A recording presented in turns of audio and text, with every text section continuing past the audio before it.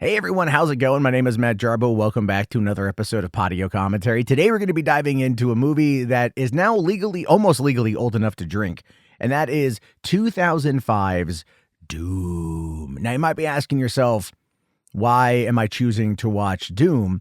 Well, that's actually part of this whole kind of run I'm on in the moment, where just the other day I did a review of Chun-Li, or the Street Fighter, The Legend of Chun-Li from 2009. And this is from the same director, Andrzej Bartkowiak, who also did Romeo Must Die, Cradle to the Grave, and Exit Wounds. Those three films you can look forward to. And those were his big 5 movies within the Hollywood studio system. He's done a couple other movies since then, but I don't really care. I'm not going to make them part of this run. So Doom was one that I didn't know that he did until I went and started researching who he was. So immediately I'm like, I got to watch this movie. And I pulled out my copy of it because, of course, I own a copy of it. And I was very excited to put it in because this is one that came out in 2005.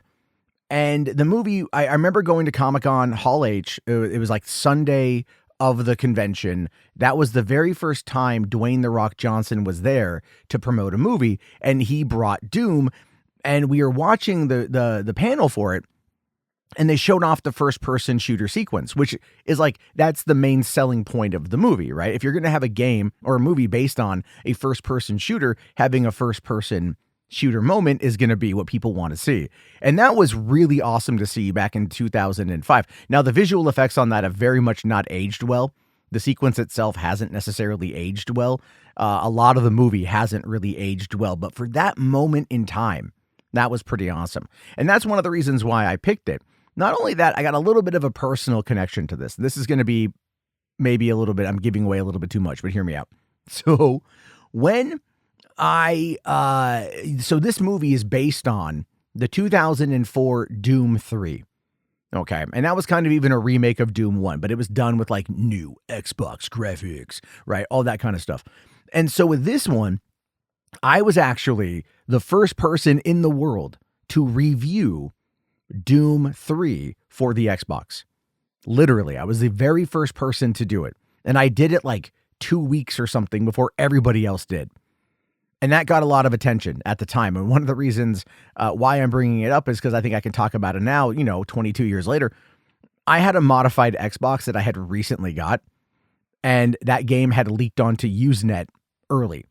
And so I downloaded it, I played it, I reviewed it, I put it up. I didn't even think about how early it was.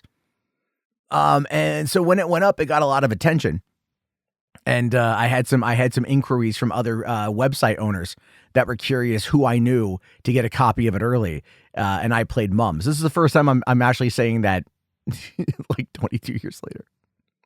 Don't pirate, folks. Get your movies and shit. Get your games. Anyway, I technically, review copies are a thing, right? I just, I got an unauthorized review copy of the game. How about that? But so that's kind of my whole connection to Doom. Never mind the fact that I still remember, back when my stepdad brought the shareware version of the game home, and I played it on Christmas Eve. I want to say 94, 95, somewhere in there. And then I remember like getting Doom 2 and playing Doom 2. And then I bought one of those they had a mod release for Doom 2, a couple of years later with all these mods. And you could even put Beavis and Butthead into Doom and like have it be sound effects as you're killing the bad guys. It's just like Doom I love. I've always loved it.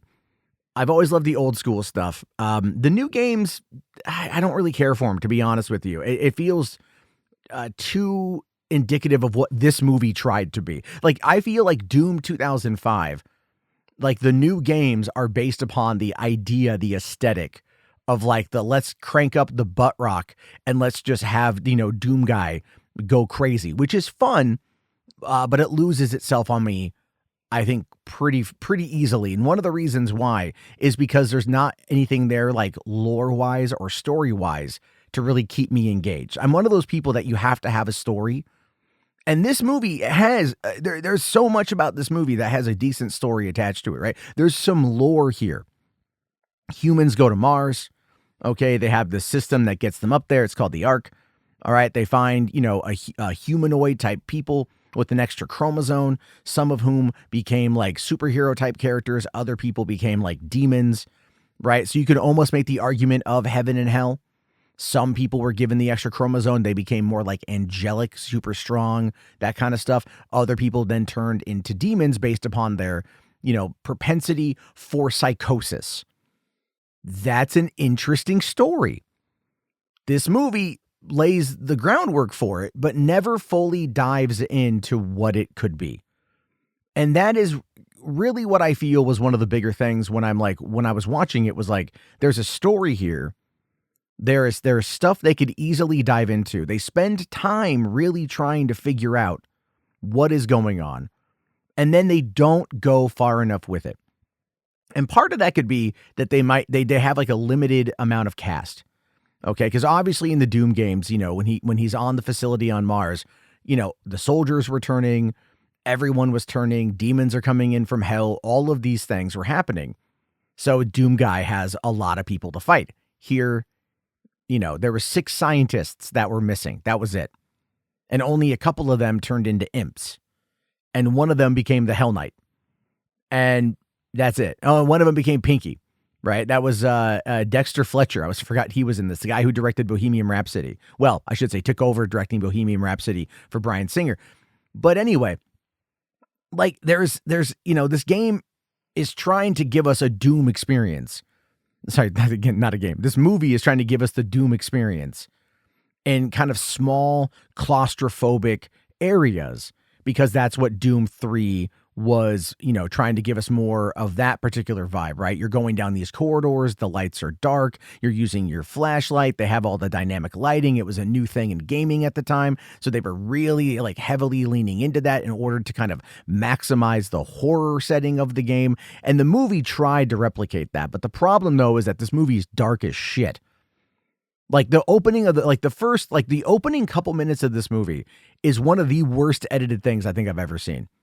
Like the editor should feel really bad. They were trying to create this like frenetic experience of these scientists all running from something down the hallway. Then you've got Dr. Carmack. He's running. There's a lady running after him, and she's like, Dr. Carmack, Dr. Carmack. And he's like, shuts the door and her hand gets stuck. And then like the demon, like whatever, like the Hell Knight pulls her apart, pulls her arm off or whatever. And then he goes and he does this, I'm going to record into the camera what's happening as clearly like someone is coming to kill me.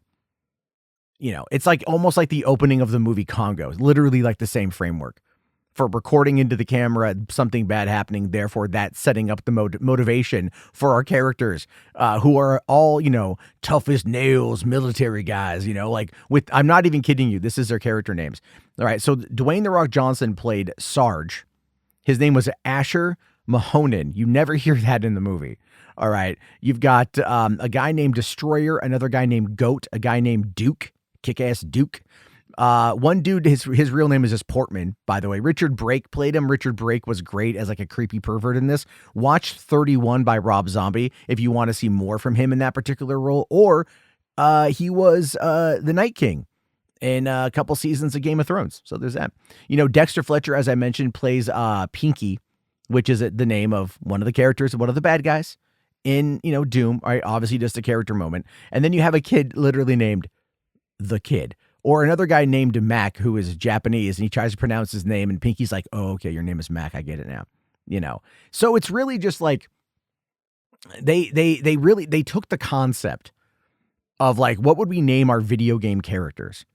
Right? What would we name our ragtag group of ultramarines being sent into an off-world facility to stop a demonic invasion? I mean, it's video game logic 101, right? So it works in this context, but it takes a second to kind of get there. Like when we start seeing these people in the movie, they're in their barracks. They're getting ready to go out and like go and get, their R&R. You got a couple of them that are playing baseball with oranges for some reason. And they keep hitting them over at Duke, and like Duke almost gets hit like by these oranges, like never flinches, which is just kind of weird. And then you got Porter talking about going up and getting himself locked away for a few days in a hotel room with a couple of she-boys. Like, just like even when they introduced the kid character and Portman goes like, I asked the Sarge to get me some pussy and he sent me you. Like, bro, What are you doing? Like Richard Brake, he was playing it up, man. He was a lot of fun to watch because he's always like the skeevy one, right? So he's going to die and you're going to kind of look forward to him dying because he's the skeevy one. But he still is not like the worst guy in the group. Like, yeah, he's a piece of shit.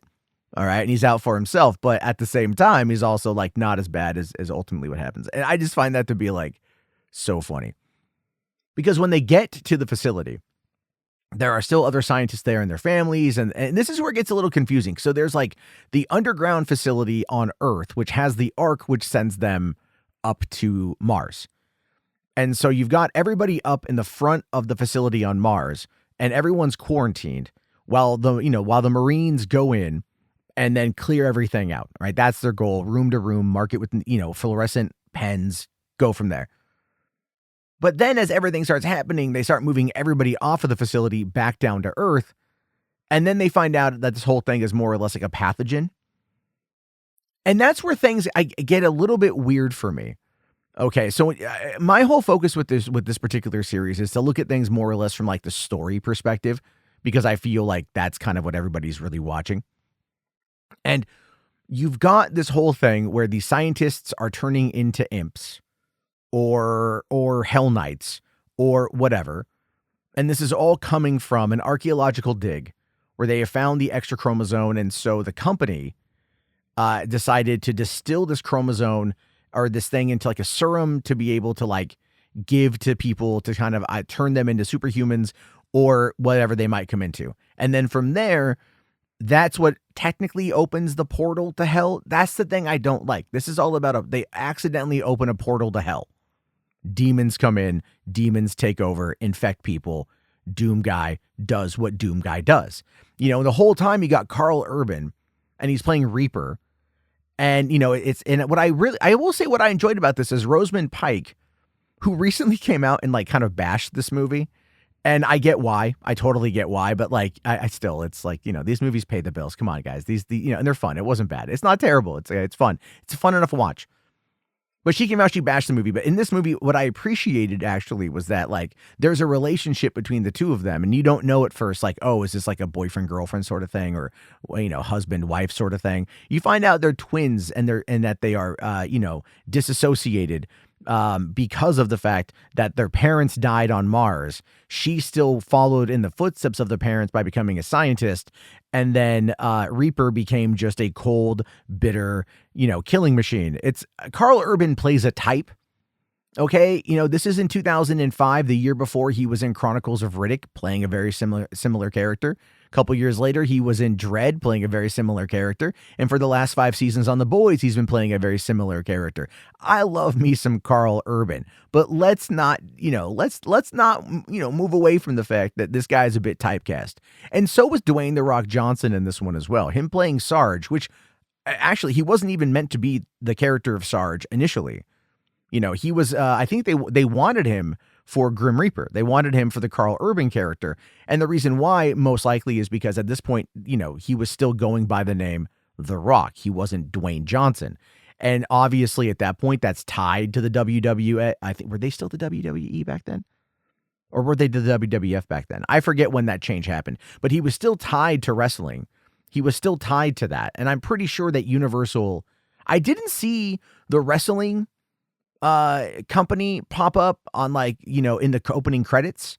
Cause I know that on the rundown, I think they worked with him. They worked with the wrestling, with Vince McMahon in order to use The Rock's name in the marketing and then have that be a big factor. I know with John Cena and the Marine, they did that. There was like WWE films or WWF films or something or another.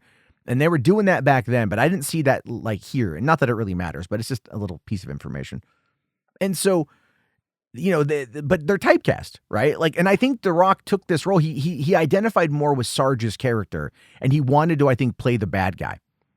And the bad guy of Sarge is not even someone who sets out evil. It's someone who becomes infected with it. And this is where we get into the pathogen aspect of it. But well, before then, I want to talk about like why I think The Rock took this. Okay. So we got to go back a couple years. We got Mummy Returns, Universal movie, by the way. So was this. So Mummy Returns comes out. You got all the bad CGI. The bad CGI in that movie. Okay. And then you get The Scorpion King, which was a solid action adventure movie, right? Really solid movie. The Scorpion King is great. Then he did The Rundown, which is also great. And again, very straightforward action movie, very palatable to audiences, a lot of fun to watch. He's playing good guy, good guy, good guy. Okay, or, and then I think this is right around the time he also did Walking Tall and maybe like a couple other movies for Disney. But he had done a bunch of the good guy stuff. And I think he wanted to lean into the heel mode a little bit because The Rock, has that persona about him in regards to wrestling, and so people like The Rock because he is the most electrifying man in sports entertainment today, whatever the hell the line was. Okay, but they also enjoy the heel. And so seeing him as that was going to be probably pretty good for the audiences. At least that's my interpretation of it. Because to give you an example, like I think it was last year, he came back out as Hollywood Rock again with the WWE and did this whole big thing with like Cody Rhodes and Roman Reigns. I don't watch wrestling, but it was like the response to that from the fans was just insane. People just loved it. So they love watching this guy go heel. And I think that's what it was. So he starts off, and he's like, he's the Sarge, he's the leader, he's got his missions, he's got his order, as I should say. They go out there and, and as he's losing soldiers bit by bit by bit, he is starting to come undone. He doesn't know what's going on. He's trying to maintain some composure, I would say.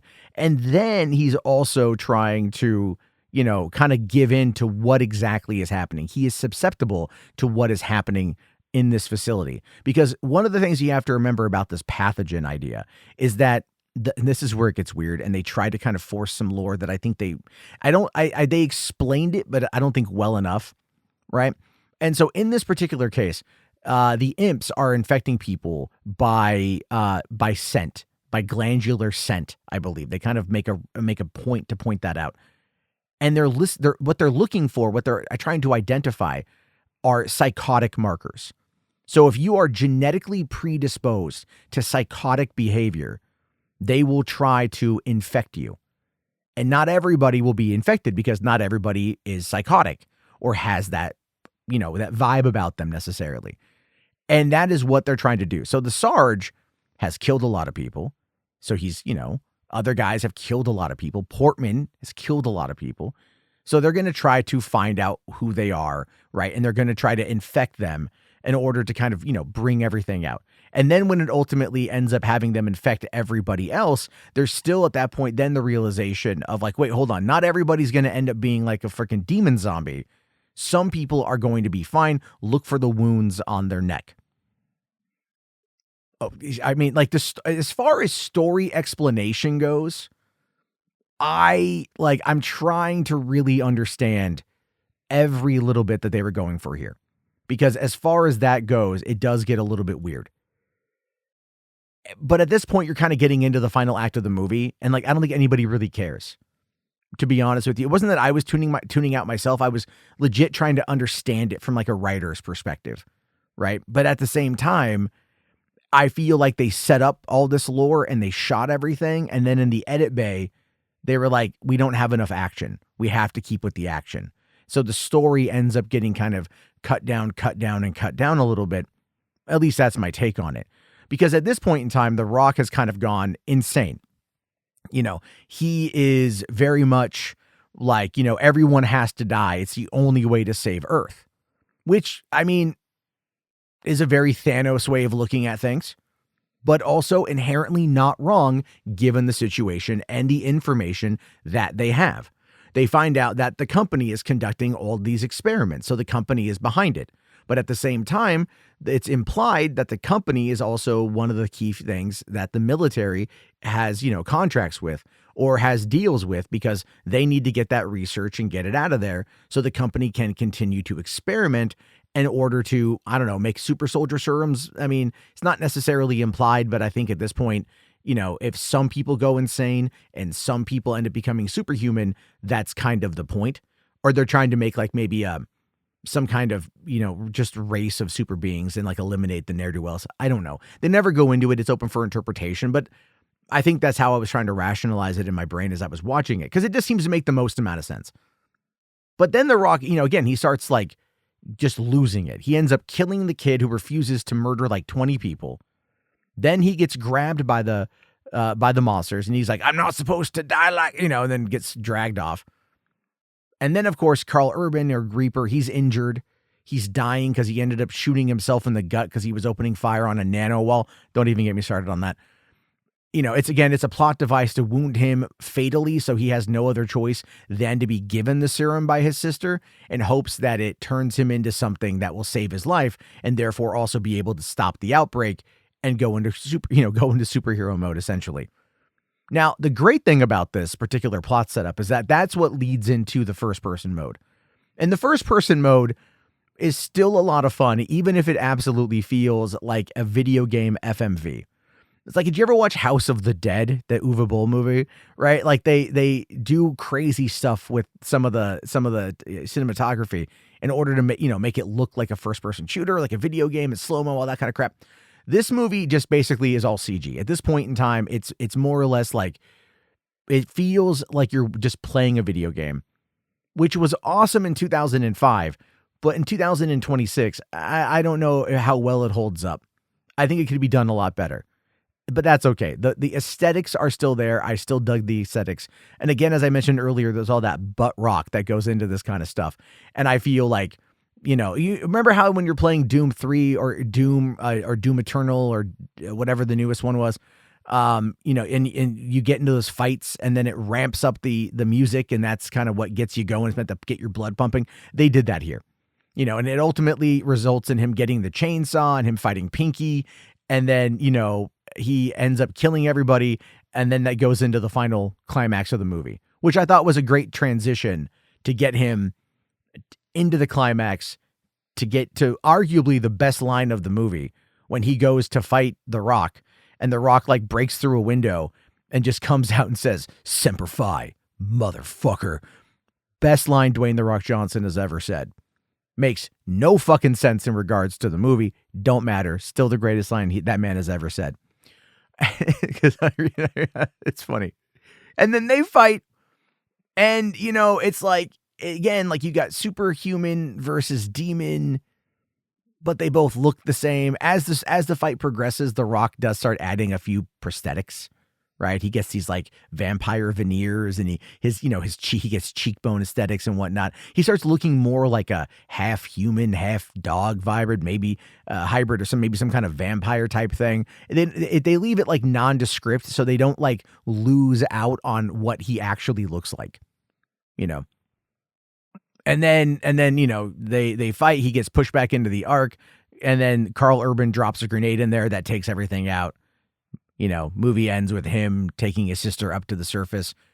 And this would have been a great way to have it established to where they were already too late. That the virus got out and that hell world was a thing. That would have been interesting to set up a sequel to Doom. There's no sequel here that they tease. And that's maybe a problem for this movie. I mean, look, it did cost them between $60 and $70 million. And it did $58.7 million on in theaters, and I'm not too sure when it what it did on home video. Oh no, sorry, here we go.